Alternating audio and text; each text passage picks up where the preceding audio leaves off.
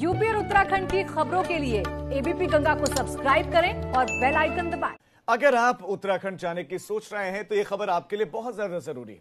सरकार ने यह साफ कर दिया है कि अगर कोई 3 से 4 दिन के लिए उत्तराखंड आना चाहता है तो उसे कोविड टेस्ट करवाना जरूरी नहीं है, मगर हाई रिस्क जोन में पड़ने वाले शहरों से आने वाले को कोविड टेस्ट करवाना होगा।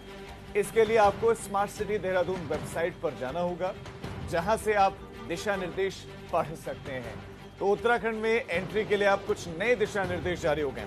पहले कुछ दिन पहले ये नियम जारी किए गए थे, ये नियम लगाए गए थे कि अगर कोई भी दूसरे राज्य से उत्तराखंड में दाखिल होता है तो उसको कोरोना का नेगेटिव सर्टिफिकेट या तो लेकर आना होगा या फिर उसको बॉर्डर पर जो है टेस्ट करवाना होगा। लेकिन अब इसमें फिर से बदलाव किए गए।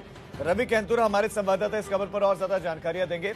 रवि, एक के बाद एक नियमों में बदलाव। पहले नियम थे कि कोविड टेस्ट करवाना होगा, नहीं तो बॉर्डर पर होगा। अब उसमें कुछ ढील दी गई है।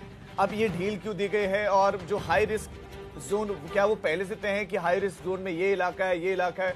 वो कैसे चिन्हित होगा कि हाई रिस्क जोन से आया है या नहीं आया है?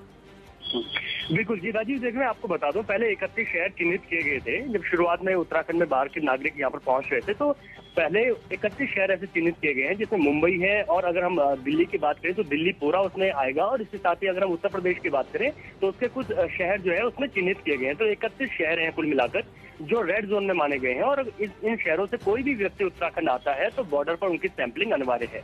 लेकिन इस दौरान क्या हुआ कि बीच में मुख्य सचिव का एक आदेश पारित होता है, जिसमें वो कहते हैं कि उत्तराखंड आने वाले प्रत्येक व्यक्ति का कोविड टेस्ट होगा। यहाँ से असमंजस की स्थिति शुरू हुई, लेकिन अब ये चीजें साफ हो गई हैं। खुद मुख्यमंत्री ने चीजें साफ कर दी हैं कि जो 31 शहर हैं जो रेड जोन में आ रहे हैं उन सब लोगों का टेस्ट होगा। इसके साथ एक बहुत महत्वपूर्ण चीज ये है कि क्या जो रेड जोन से आ रहे हैं उन लोगों में से अगर कोई 3 से 4 दिन तक के लिए उत्तराखंड में आता है तो उन लोगों का टेस्ट भी अनिवार्य नहीं होगा।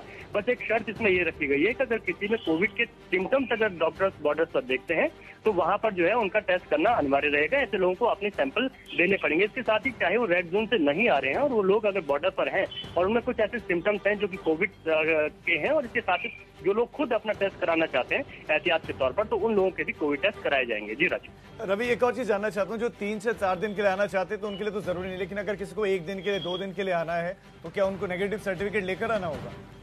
जी नहीं, देखिए 3 से 4 दिन तक, यानी कि 1, 2, 3 और 4 दिनों तक अगर कोई उत्तराखंड में रहता है तो उसको उसके बॉर्डर पर सैंपलिंग जरूरी नहीं है। अगर उनमें कोई लक्षण नहीं है, अगर एसिम्टोमेटिक है या फिर उनका कोई लक्षण नहीं है तो वो यहाँ पर आ सकते हैं। लेकिन अगर कोई इससे ज्यादा दिनों के लिए या फिर कोई यहाँ पर उत्तराखंड आ रहा है और अगर ये उनको जानकारी नहीं है कि किस अवधि तक वो उत्तराखंड से वापस जाएंगे, यहाँ पर रहेंगे, तो उस दौरान उनको कोविड टेस्ट कराना जरूरी होगा। लेकिन प्रत्येक व्यक्ति का कोविड टेस्ट नहीं है। हमको ये समझना होगा कि जो 31 शहर चिन्हित किए गए हैं उन शहरों का ही कोविड टेस्ट होगा। तो इसको जो देहरादून की स्मार्ट सिटी रवि, ये बहुत महत्वपूर्ण जानकारी आपने दी है। मैं इनको रिपीट भी कर देता हूँ, लेकिन आप हमारे साथ बने रहे, मैं आगे आपके पास लौट रहा हूँ।